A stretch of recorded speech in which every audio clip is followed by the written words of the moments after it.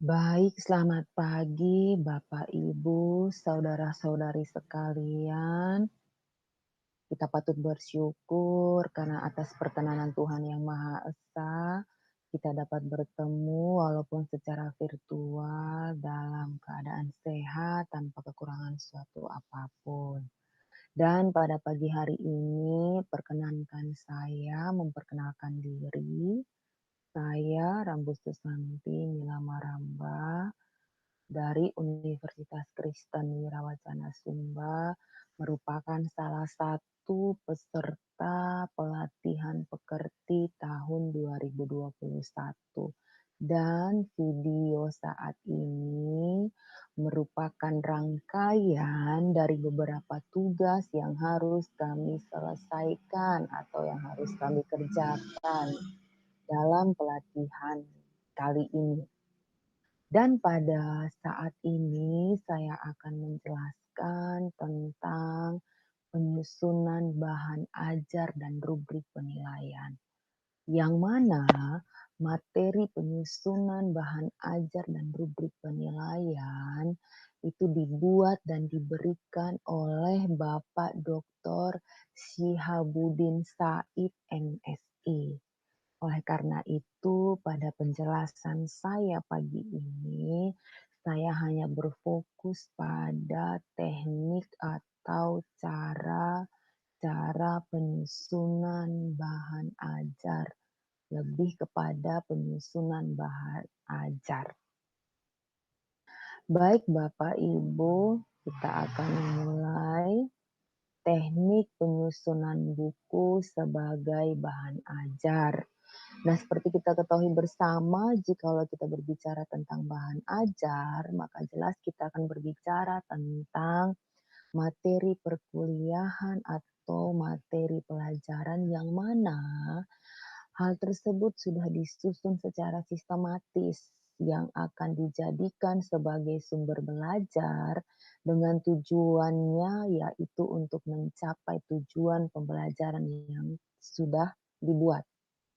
Atau dapat dikatakan bahwa bahan ajar merupakan segala bentuk bahan yang mana bahan tersebut digunakan untuk membantu dosen atau guru atau instruktur dalam melaksanakan proses pembelajaran. Kemudian, jenis bahan ajar itu tidak hanya satu jenis, tetapi ada beberapa jenis bahan ajar. Dimulai dari bahan ajar seperti bahan ajar cetak, atau audio, atau visual, atau multimedia interaktif. Namun dari sekian banyak bahan ajar yang ada atau yang tersedia, maka ada salah satu bahan ajar yang sering dipakai atau dapat dikategorikan sebagai bahan ajar yang jauh relatif lebih mudah dalam pembuatannya, yaitu bahan ajar cetak. Kemudian, jenis-jenis bahan ajar dapat dibagi menjadi dua kelompok besar. Yang pertama, jenis bahan ajar cetak, dan yang kedua, bahan ajar non-cetak. Jenis bahan ajar cetak itu meliputi apa saja? Yang pertama meliputi buku, kemudian modul, kemudian handout, dan juga lembar kerja. Kemudian bahan ajar non-cetak itu meliputi bahan ajar yang dikembangkan dari bahan-bahan sederhana atau bahan ajar diam dan display atau video, audio, atau OHT, dan lain sebagainya. Kemudian kita akan berbicara tentang buku. Nah, seperti kita sudah ketahui bersama bahwa buku merupakan bahan ajar. Mengapa? Karena buku berisi ilmu pengetahuan, juga berisi tentang hasil analisis terhadap apa? Terhadap kurikulum dalam bentuk tertulis. Nah, di dalam buku atau buku itu sendiri disusun dengan menggunakan bahasa yang sederhana, kemudian menarik, Dan juga terdapat buku yang dilengkapi dengan apa, dengan gambar-gambar atau keterangan atau isi buku dan tidak, eee, terlupakan bahwa di dalam buku jelas pasti ada daftar pustakanya. Sehingga buku yang mana merupakan salah satu bahan ajar itu sangat membantu dosen dan juga tidak hanya membantu dosen, tetapi juga membantu peserta didik dalam mendalami salah satu ilmu pengetahuan atau dalam hal mendalami ilmu pengetahuan sesuai dengan mata kuliah dari masing-masing dosen maupun peserta didik itu sendiri. Secara umum, buku yang disebut sebagai bahan ajar itu dibedakan menjadi 4 jenis. Yang pertama itu disebut sebagai buku sumber, kemudian yang kedua disebut sebagai buku bacaan, kemudian yang ketiga disebut sebagai buku pegangan, dan yang keempat disebut sebagai buku ajar atau buku teks. Nah, kita akan melihat satu persatu ya Bapak Ibu. Jikalau disebut dengan buku sumber, yaitu buku yang mana buku tersebut itu akan dijadikan rujukan atau referensi atau sumber kajian dari ilmu tertentu, tergantung buku apa tuh. Biasanya berisi suatu kajian ilmu yang sangat lengkap terhadap bidang ilmu tertentu. Itu kalau buku sumber. Sedangkan buku bacaan yaitu buku yang hanya berfungsi untuk bahan bacaan. Misalkan berbicara tentang buku cerita, buku dongeng, atau legenda, atau novel, dan lain sebagainya. Kemudian jikalau berbicara tentang buku pegangan, yaitu buku yang bisa dijadikan pegangan oleh siapa? Oleh dosen atau pengajar dalam hal apa? Dalam hal melakukan proses pembelajaran atau dalam hal melakukan proses pengajaran. Itu yang disebut dengan buku pegangan. Buku pegangan dari siapa? Dari si pengajar itu sendiri, yaitu guru atau dosen. Sedangkan buku ajar atau buku teks yaitu buku yang disusun untuk proses pembelajaran dan berisi bahan-bahan atau materi-materi pembelajaran yang akan diajarkan.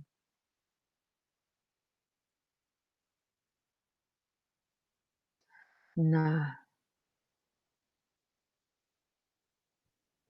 seperti handout, yaitu bahan tertulis yang disiapkan untuk memperkaya pengetahuan peserta didik, di mana dosen dapat membuat handout dari beberapa literatur yang memiliki relevansi dengan kompetensi dasar yang akan dicapai oleh peserta didik. Kemudian berbicara tentang modul, yaitu bahan ajar yang ditulis dengan tujuan agar peserta didik dapat belajar secara mandiri.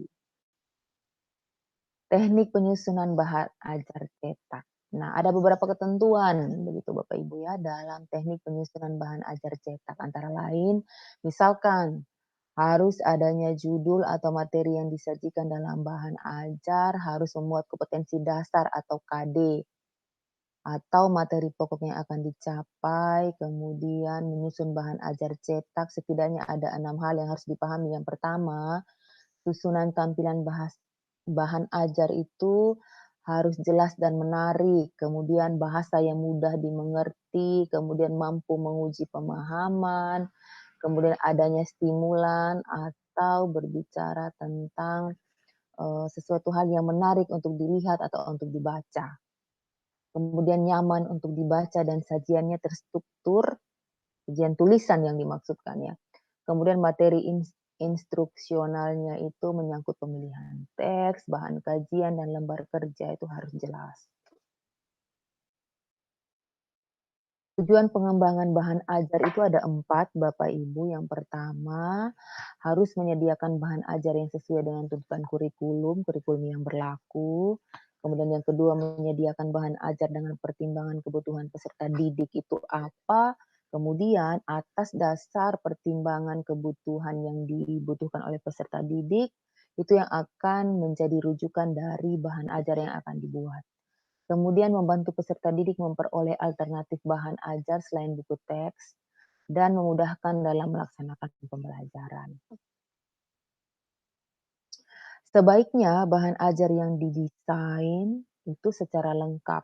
memuat isi, ilustrasi yang menarik, dan lain sebagainya. Kemudian bahan ajar dapat berperan sebagai bahan belajar mandiri apabila bahan pembelajaran didesain secara lengkap dan bahan ajar dilengkapi dengan tujuan pembelajaran atau kompetensi yang akan dicapai.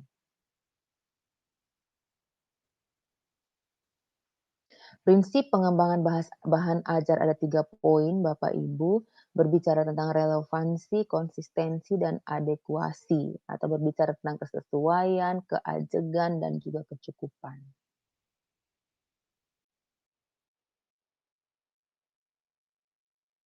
Oke, cakupan isi bahan ajar meliputi 3 poin penting, Bapak Ibu. Yang pertama berbicara tentang pengetahuan, di mana cakupan bahan ajar itu harus terisi atau terdapat pengetahuan, kemudian nilai dan sikap dan juga keterampilan. Nah, berbicara tentang pengetahuan, kita berfokus pada fakta, konsep, prinsip, dan prosedur. Kemudian berbicara tentang nilai dan sikap, berbicara tentang kebersamaan, kejujuran, kita berbicara tentang attitude. Kemudian keterampilan, kita berbicara tentang skill, bagaimana peserta didik itu memiliki kemampuan mengembangkan ide, memilih dan menggunakan bahan, dan juga menggunakan peralatan dan teknik. Sehingga cakupan bahan atau cakupan isi bahan ajar itu jelas, terisi 3 poin penting, pengetahuan, sikap dan nilai, dan juga keterampilan. Baik Bapak Ibu, saya akan menjelaskan, rencana penyusunan buku ajar yang akan saya buat. Berhubung saya mengampu mata kuliah pengantar hukum Indonesia, maka saya akan berencana untuk menyusun buku ajar pengantar hukum Indonesia. Yang mana berdasarkan tugas yang telah diberikan, saya telah menyusun outline dalam bab-bab. Yang pasti bahwa pada bab pertama itu berbicara tentang pendahuluan, saya akan berbicara tentang tata hukum Indonesia, kemudian politik hukum Indonesia, dan juga berbicara tentang sejarah tata hukum Indonesia. Kemudian pada bab kedua berbicara tentang hukum adat, bab ketiga hukum dagang, bab keempat hukum pasar modal, bab kelima hukum persaingan usaha, mohon maaf salah ketik, hukum persaingan usaha, kemudian bab kelima hukum pidana, kemudian dilanjutkan pada hukum perdata, hukum internasional, hukum tata negara, hukum administrasi negara, hukum pajak, dan metode penyelesaian sengketa. Dengan besar harapan saya bahwa dengan penyusunan buku ajar yang akan saya susun, itu dapat membantu saya dan juga peserta didik yang akan mengambil mata kuliah pengantar hukum Indonesia. Demikian yang dapat saya bagikan kepada Bapak Ibu sekalian. Kiranya apa yang telah saya bagikan bisa bermanfaat bagi kita semua, dan jikalau ada kata-kata yang tidak berkenan, kiranya mohon dimaafkan. Sekian presentasi yang dapat saya berikan atas perhatian dari Bapak Ibu sekalian. Saya ucapkan limpah terima kasih. Selamat pagi, salam sehat untuk kita semua.